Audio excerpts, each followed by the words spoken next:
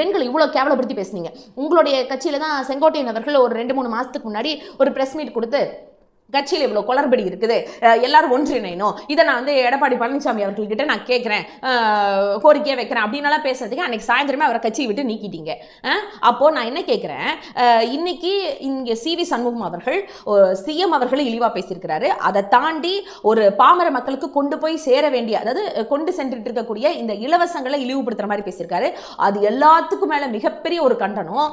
பெண் இனத்தையே கேவலப்படுத்தி பேசியிருக்காரு எடப்பாடி பழனிசாமி அவர்கள். மன்னிச்சிருங்க, சிலுவம் பழனிசாமி அவர்கள் என்ன பண்ணிட்டு இருக்காரு? அந்த பச்சை பஸ் எடுத்துட்டு இன்னும் ஊரூரா சுத்திட்டே இருக்காரா? நீங்க மேல போய் நின்னுட்டு பச்சை பஸ் மேல நின்று பெண்கள் எங்களுக்கு எல்லாமே பெண்களுக்கான நாங்க பாதுகாப்பு கொடுத்துருவோம், பெண்களுக்கான மிகப்பெரிய ஒரு ஆட்சி அமைப்போம்னு சொல்லி நீங்க பஸ் மேல நின்று பேசிட்டு இருக்கீங்க. தரையில நின்று மைக்க பிடிச்சிட்டு உங்க கட்சியில் இருக்கிற CV சண்முகம் அவர்கள் பெண்களையே கேவலப்படுத்துற மாதிரி பேசியிருக்காரு. இதுக்கெல்லாம் என்ன நடவடிக்கை எடுப்பாரு? சிலுவம்பாளையம் பழனிசாமி அவர்கள் என்ன நடவடிக்கை எடுப்பாருன்னு நான் கேட்கிறேன்.